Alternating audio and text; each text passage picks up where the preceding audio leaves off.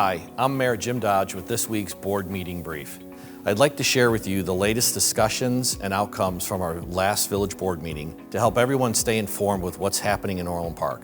All the details that you would like are online as well. The village board received a detailed explanation of our current debt and where it's projected to be in the next 5 years. We learned of a delay in addressing this debt, which was alarming, but we will do what's best for the taxpayers moving forward.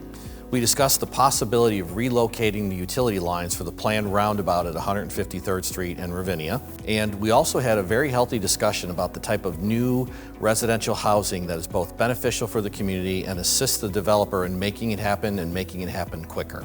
We voted to allow the village staff to put out a request for qualifications and to find a qualified consulting firm to perform a service delivery review for the village of Orland Park. First, let's get to where the facts are on debt. Currently, the Village of Orland Park's outstanding total debt prior to Monday's meeting is about $90 million. However, because bonds were not issued in 2024 and at the beginning of 2025, thanks to instructions to our finance department from the previous administration to wait until after April 2025, the board will now need to issue an additional $40 million worth of debt. The village's financial advisors continued with the projection of the village's plan for the next few years, and the total amount of debt the village would accumulate is about $250 million. My question to the board is simple. Do we want to follow the existing plan, knowing we'll end up at $250 million worth of debt, or make smarter decisions and bring that number down? Thanks to that discussion, we received the clarity that if we follow this plan, we could see $250 million worth of debt in 5 years. Let me be clear. We did not commit to this on Monday evening. Now we'll have to take the tough decisions to walk that back down and get to a smaller number so the Village of Orland Park can afford the things we really want and what we really need. More to come as we work through the details.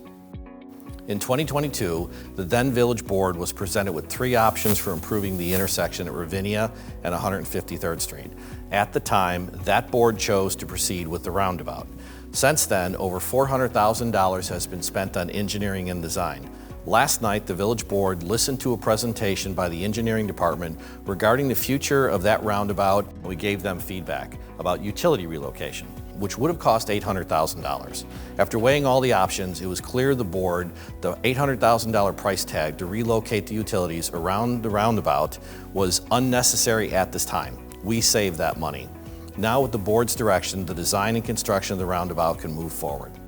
In 2023, as part of the Village Leadership Development Program, the Village took part in an employee survey with the Gallup organization. The results were very clear. Changes need to happen in order to improve morale, service delivery, and to rebuild the once healthy working environment for all village staff.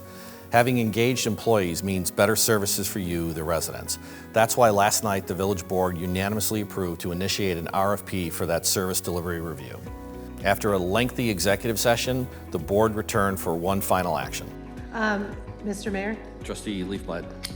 I move to approve having the village attorney issue a cease and desist notice to former Mayor Keith Pekow, and I further move to authorize the village attorney to pursue all remedies available under law should the cease and desist demands not be met immediately. Is there a second? Second. There's a motion, a second. Any comments or questions?